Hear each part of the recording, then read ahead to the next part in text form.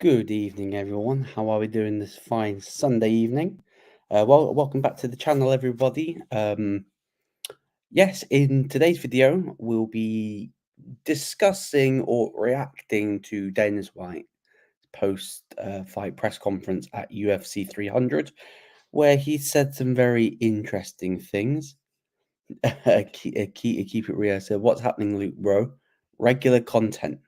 Regular content. Obviously, me and Callum did a live reaction afterwards on the channel this morning, and I think going forward after we do streams on the Sanderson Show, the plan is to get like a live results reaction straight afterwards, and then probably later on during the day we'll react to what Dana White has said, because usually Dana drops he drops some pearls on like some announcements, or he drops some really odd things that need to be discussed. But before we touch onto that, make sure everyone to hit the like button, share button, and subscribe button so you don't miss out on any more content, as I'm trying to, get regular content so we can push to get the subscribers up. Obviously, we're on 186. Next goal is 200, then 300, and 400, and 500, etc. But yeah, also link in the description to Sanderson Show, and also Jamie Phillips' channel as well. Jamie Phillips Football Chats, links in the description, and also the link for the Just Giving page for the charity walk I'm doing for the domestic abuse support unit in Wrexham in August. So make sure to donate to that. No matter how little or how small, any donation will be very much appreciated. I think our goal is about £500. I think we're on 130. So any donation, no matter how big, how small, it's very much appreciated. So, right, let's touch on Dana White's post-fight press conference. Usually he opens up saying record gates, record revenues for the venue. First time I've been back to this particular venue since 2019, obviously since the pandemic. Said it was sold out. That arena didn't look sold out to me. Did it look sold out to you? Because we were watching it, and usually, with the UFC events, stadiums usually empty the early prelims, but you know what?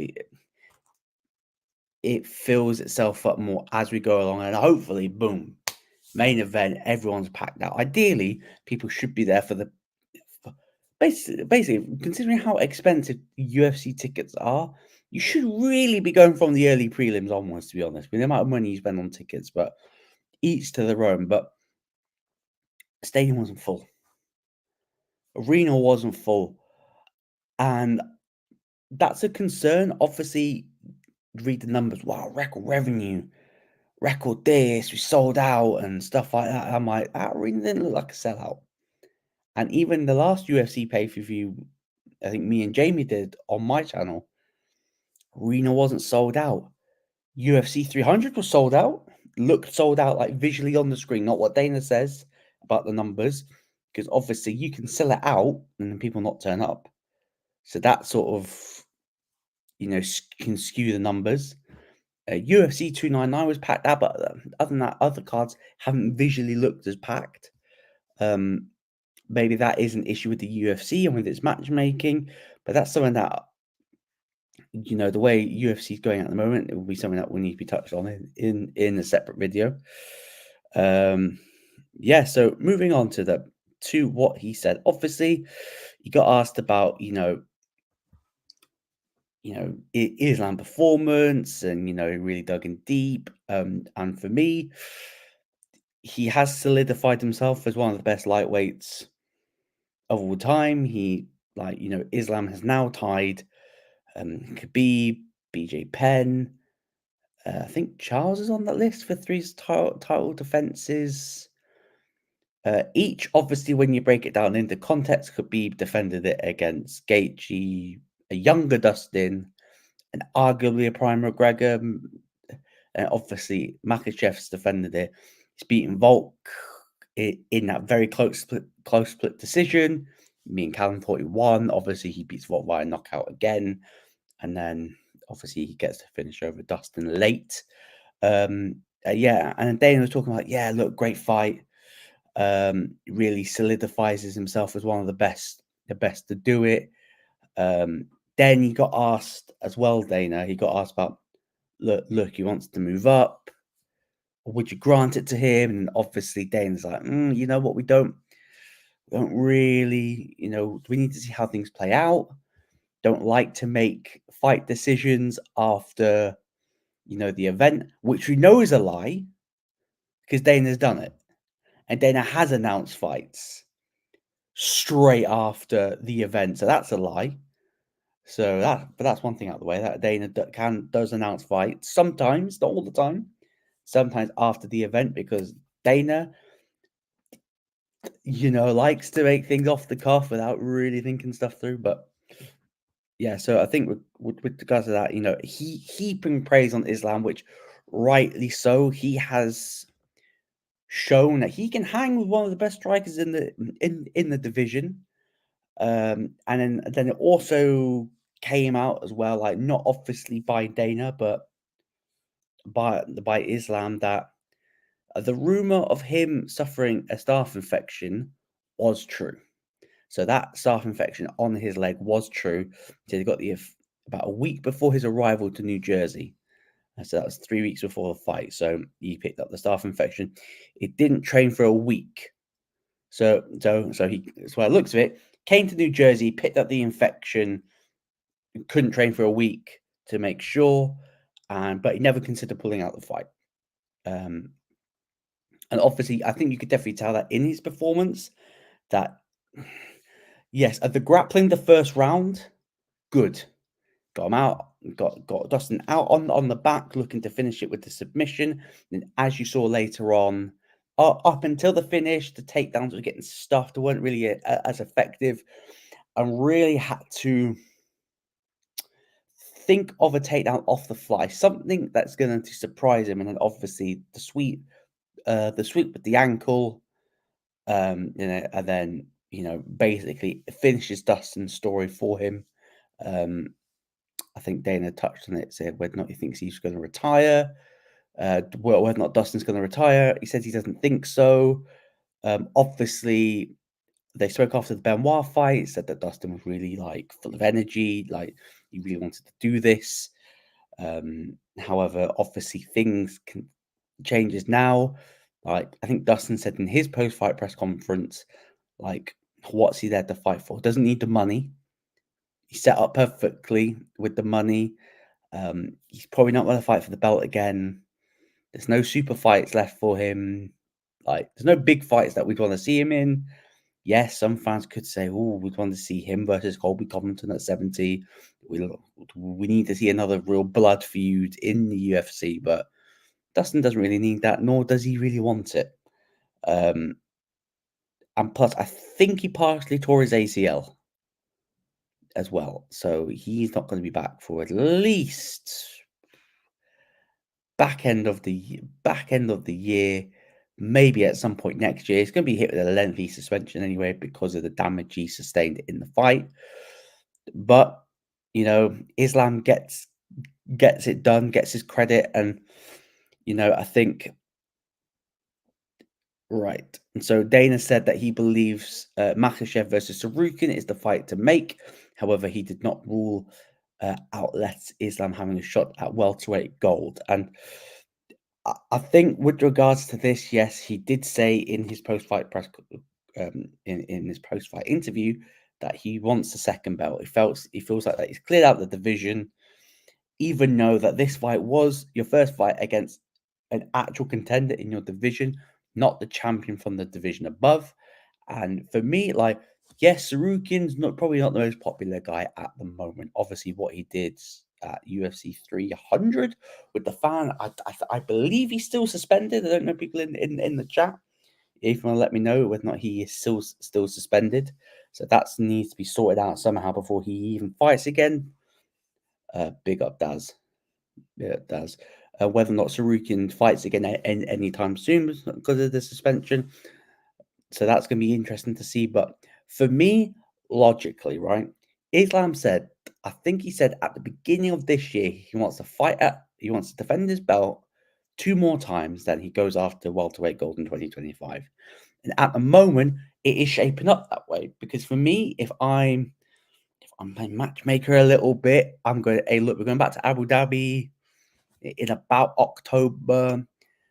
Let's not rush Islam back because he got a pretty nasty cut. He got pretty nasty cut. Beautiful elbow by Dustin. Pretty nasty cut. He's going to need time to heal. October makes sense for him versus Sarukian to maybe headline the card if it's not too big of a turnaround. But I don't believe it is. When's Conor fighting, Luke? He is fighting at the end of June, where me, Jamie, and Cal will definitely be doing the watch along for that.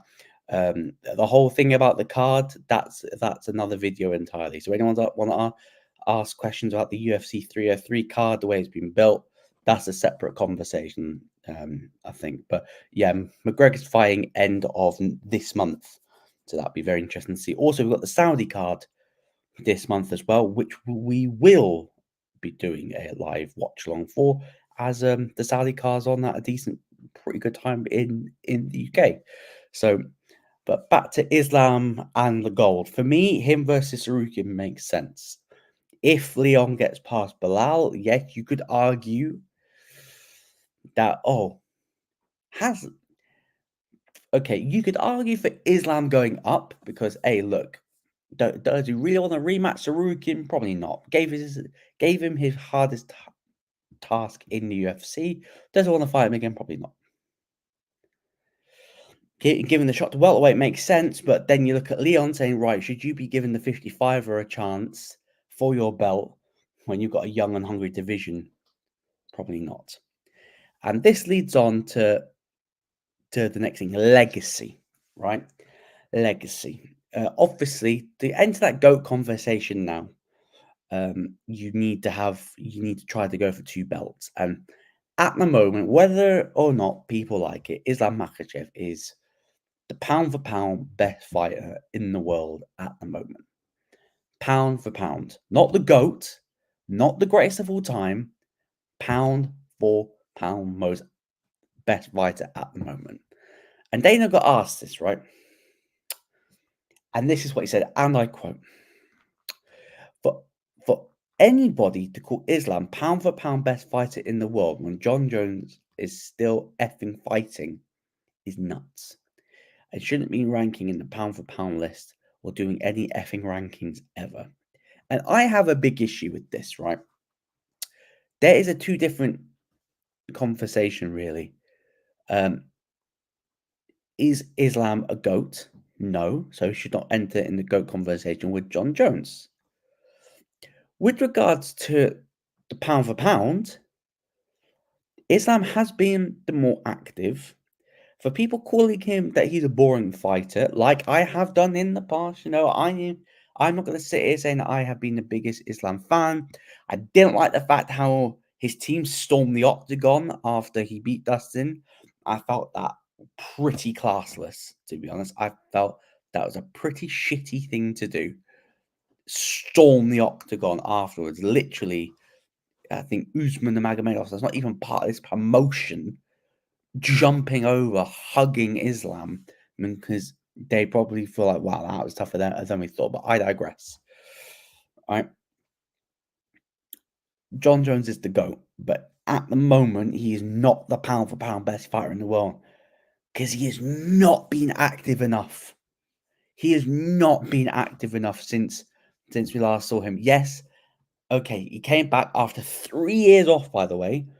3 years off that we don't know why he took 3 years off. Yeah? What was it to bulk?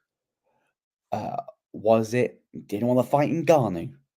Was he serving a drug suspension that no one knew about? Possibly. Was he even retired? I swear in that time we thought this guy was retired. We thought this guy was done.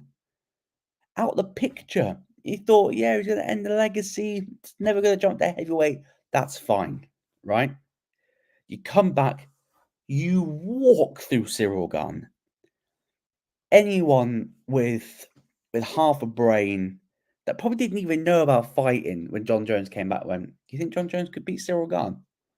Yeah. Yeah, 100%. Because Cyril's got no grappling. John is an elite wrestler. Boom, simple. John wins the belt, and you know, called out Stipe. Fight that's about 7 years too late. 7 years too late. We don't want to see old man Stipe versus old man Jones. Be hilarious if Stipe beat Jones, but I can't see it. And John Morgan, MMA junkie, tweeted as well. I firmly believe John Jones is the greatest fighter in UFC history, but Islam Makhachev has a fair claim to be pound for pound number one right now. Both can be true simultaneously. Tough to argue with the volume and quality of Makhachev's recent work during John Jones' absence. It's 100% facts. 100% facts. And when it comes to the GOAT conversation, John Jones is right up there. Some people think he's the best. For me, I think GSP is the best. Because as much as what you are inside the octagon, I do take into stuff what you've done outside of it as well to put you in that GOAT conversation. And obviously Dana hyping Jones up was like, you stick anyone in the room, Jones is walking out. Jones is the one that's walking out. Yeah, if you're stuck in there with a Tyson Fury, Tyson probably doesn't walk out of there. It's Jones that walks out first. But yeah, it's all good saying that. It's all good saying that. Talking about, I think another thing Dana said that like sort of dismissed the journalist's question, right, about Islam being pound for pound number one. Look, he thought, he struggled against a 45 in Volk that people thought he would have lost. Look at John Jones's body of work at light heavyweight, and then took 3 years off for reasons why are unknown. Comes back, walks through Cyril Gane. Wants the Stipe fight, a fight that we really don't want to see, but it's for your legacy. And okay, we can just about see it. Big up John Conway. Yeah, big up Jake. Yeah, 100%. Yeah, for me, Islam is the pound for pound best fighter in the world at the moment. Body of work, the quality of opponents that he has fought, all in John Jones's absence as well. And then Dana was, talking about John Jones' light heavyweight record, walking through everyone. I'm thinking, okay, you really want to, pick us apart the end of his light heavyweight reign? Okay. Even discredit all the times he popped. Yeah? Let's not include the times he's popped. Let's look at the Anthony Smith fight, where Anthony Smith had too much pride in himself to not take the belt off him when he illegally kneed him in the head. Didn't do an Aljamain Sterling and just take the belt off him, even though that he was losing. And Anthony Smith should have taken that belt off him because he should have been disqualified. Should have been disqualified. Thiago Santos couldn't finish him and he had no knees left. Blew both of his knees out. Dominic Reyes, poor. Lost to Dominic Reyes. The end of his light heavyweight reign was poor. Scraping decisions by the skin of his teeth. Beats Reyes, goes poof, missing. 3 years, don't know where. If he's going to come back, easy serving this, easy serving that. Then he starts yapping about, I want to fight Francis. But I need a bit of time to bulk up. So, okay, John, relinquish the belt. You're going to have some time to bulk up now. You're going to need about 18 months. Pandemic hit. I think we missed out on a boatload of great opportunities because of the pandemic. The Three Kings in Africa, in Ngannou, Usman, Adesanya, missed opportunity. They're going to miss it again with Duplessis. Missed out on iconic fights, legendary fights. Cejudo versus Triple C. Big opportunities that they've missed. Tony Ferguson could be like big fights that they've missed during COVID. starts yapping about Ngannou. Thinking, okay, hey, John Jones is serious. Yeah, he wants to come back, wants to fight Ngannou, the biggest, the baddest. Yeah, if he beats Ngannou, wow, definitely up there. Yo, wait for him to come back. Wait for Ngannou to leave the UFC where he beats Cyril with wrestling with no knees. And you know what? Dana's like, you know what? Let's give him Cyril Gane, yeah? And then if he smashes Cyril, beautiful. Just slag off Francis now. Yeah, just slag off Francis now because, hey, we don't need to see John Jones versus Francis no more. And, you know, and stuff like that. Going off a bit of a tangent, but no, another comment here from Jake. I never thought I'd be an Islam fan, but his fights are epic. Do you know what? I never thought I'd be such a fan.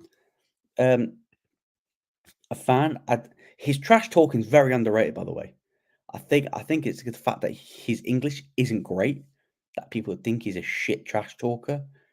But hey, he dropped a couple of great one-liners pre-fight, post-fight presser. Like, you know, he dropped some pearls, but it's because his English isn't great. People seem to just go, huh? But no, he dropped some dimes in that press conference. But then obviously Islam, you know, when he came, won fight of the night and then one performance of the night with Kevin Holland. So he walked away with 100 grand. Makhachev Poirier was the fight of the night. Even though I said that I thought Holland then, I can't even pronounce the guy's name because I'm dyslexic, so that's not going to happen. And he said, yeah, so Islam reacts today and saying he shouldn't be pound for pound fighter. I don't know. Maybe it's opinion, but I think I saved the card today because all these fights are boring, and on all the years, Arena went to sleep. And this is another big thing, right? Dana also got asked because I rewatched this, but before that, John Jones tweeted, right? Jones is a Twitter warrior when he's not fighting. It's awesome to get that level of recognition from the boss. The man has literally been there since UFC 1. Okay, John, even though the first time that he was involved with the UFC in any capacity was UFC 70, 7 years later. So he's not been there from day one, John. I know the haters aren't going to like his comments, but Dana is a hard person to argue with. Dana had a front row seat to my entire career. Facts are facts. Well, if facts are facts, then you're lucky that you even still have a career. You're lucky you still have a career because of the amount of times you've popped. Yeah, you're lucky that you've even got a career still. Because when TJ Dillashaw popped for the same substance, everyone's blacklisted him. You know, TJ's legendary run at bantamweight, poof, vanished. No one gives a toss. Can't put in no GOAT conversation with that division because he was popping. Hey, but for John Jones, it's all right. Oh, yeah, for John Jones, it's all right. Yeah, you pop. You cancel super fights. You know, you waste fighters' careers. Imagine how long Jones was cheating before he got caught. Yeah, he's probably been cheating for a day. He's probably been cheating long before he got caught. You know, and the fact is that, you know, he says that he forgives DC for their feud. But you cost DC the prime of his career because you were sat on the sidelines because you popped because you pissed hot, and you think you can go to DC when he's in his mid-30s waiting for you to get your shit together, then to finish him off and just go, yeah, cool, yeah, done, yeah, just wasted DC's career, but yeah, who gives a toss? I think you're asking for forgiveness. John Jones, hell of a competitor. He's one of the greatest of all time. Just because you're the GOAT in some people's eyes does not make you pound for pound number one. Because I think they need to change that, the pound for pound number one. I think they need to change that to like have some sort of system to determine who's the active pound for pound number one. Should it be pound for pound over your last 5 fights in a certain time frame? Should it be pound for pound over the past 5 years? Should that how we change the metric now? Because just because you're a GOAT does not mean that you're pound for pound at this current moment, a current pound for pound. Doesn't make sense, but everyone that's tuned in so far, make sure to hit the like button, share button, and subscribe button. Links to the Sanderson Show, where me and Callum and then Jamie jumped in later for the watch on for UFC 302, sorry, and obviously the Just Giving page for the charity walk I'm doing for the domestic abuse unit in Wrexham in August. That is also in the description as well. So any donation, no matter how big or how small, is very much appreciated. Obviously, Dana didn't just get asked about that. Islam mentioned before we went back on Jones that he thought he saved the fight because the fights were boring, right? And then Dana White got asked about one of the fights that I've not seen. I didn't watch the prelims. Here in the UK, I was up and I caught the end of the main before we got ready for the watch song, right? Got asked about Zaleki Dawson. If I was giving out the bonus for the shittest fight of the night, who do you guys give it to? Okay. If that was a fan saying it, haha, great banter, guys. But this is the promoter. This is the promoter. This is the promoter slagging off its own matchmaking. Because the fights, aren't entertaining. And you're slagging off your own matchmaking. How about your matchmaking is a little better? Okay, let's be honest. The prelims of what I've heard were dead. Apart from Almeida Romanov, with my prediction of Romanov being like a potential heavyweight champion, oh god, I'm in the mud so bad because Jesus Christ, that was a horrible prediction by myself, But apart from that, Dana the fraud. Yeah, at the beginning, Dana was top making the fights we all want to see, and now it's turned into more than boxing than anything. But how can you slag off your own matchmaking when it's you that makes the matches? You make the fights. You make the fights. So make the fights we want to see, or match people up where you think you're going to give them the best fight for the best entertainment.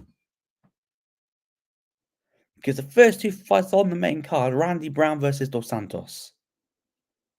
Good fight. Good. No, Dos Santos could have finished it. Brown could have finished it. Good fight. What's the next fight on the card? I just forgot. I like to go on tangents, so it's always best to have things prepared. Yeah, what's the second fight? Oh, Nico Price versus Alex Morono. 2, by the way, because they fought 7 years ago. Price won. Yeah, it was good. It was good in moments. Me and Cal spoke more about Liverpool in that fight, which shows how good the fight was. And obviously, the Kevin Holland one that really ignited the card. Gets the second round submission. Fucking snaps his arm to say, "Hey, Herb, you can snap his arm." And Herb's like, "If he dies, he dies." And then then we got to the co-main, right? Because John Strickland, Paulo Costa. I got my prediction wrong and right for this fight. Me and Jamie both thought, so I don't. So I'll drag Jamie into this as well. Be like Jamie, that if this fight stayed less than 3 rounds, we had Costa to win with the power and that. However, if it went longer than that, Sean would win because of the cardio and because he doesn't have knockout power, but his style, his pressure, it's more like a death by 1,000 cuts.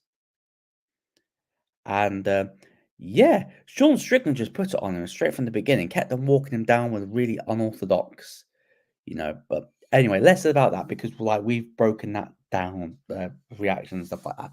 Let's talk about the judging. Yeah, the judging. Me, you, the chat. I thought it was a whitewash. 50-45 on my scorecard.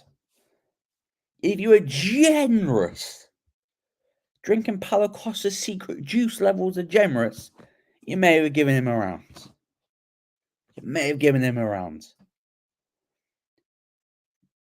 Split decision. Split decision for Sean Strickland. And then when you see the scorecard, it's like, okay, let's see. Could it be like a 3-2 that sort of swayed it? 4-1 to Paulo Costa. On the first 4 rounds. What? What an effing disgrace. And Dana rightfully called it out, saying this guy from the commission should not fucking ref again at this level. Needs to go back down to the minor leagues. Sharpen off on the skills. Personally, for me, he shouldn't be doing that. He needs to go back in the classroom and effing learn. Okay, that's fucking disgraceful.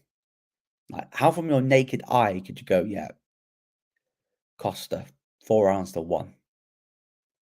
Did he have a bet on it or something? Want to take a few bob? See if you can screw Sean out. And Dana, rightfully so, called it out, saying that this is a fucking disgrace. And me and Callum and Jamie, to be fair, like we've all said, the quality of judging is going down. And we always say there's going to be a fight where we go head in the hand moment because oh fuck, what's he watched? Yes, there is a difference between the close fight and a robbery, but there's a massive difference between a robbery and not doing your fucking job properly, and that's what that ref did. I'll be stunned if he works for the UFC again. He needs to go back in the classroom, go around the regional scene before he's making that step up. And obviously, with at least Paulo Costa, move up to light heavyweight makes sense. And then for Sean Strickland, he said he'll wait around for a title shot, but buddy, that's bullshit. For one, you ain't waiting around for a title shot. We know you as a fighter. You want to stay active, and if you got an opportunity to stay active, you take it. So let's not run the thing saying that you're going to sit out for a title shot, because we know that ain't true. Because we know that if they gave you a good fight with good money, you'd take it. And then obviously Dana touched on the the Abu Dhabi card,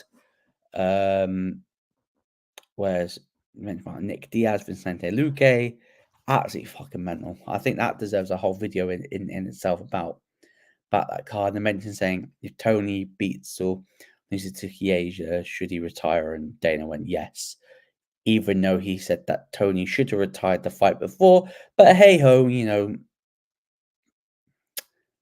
you want to give a fighter more CTE when you literally told him 2 fights ago that you were done, mate? Okay.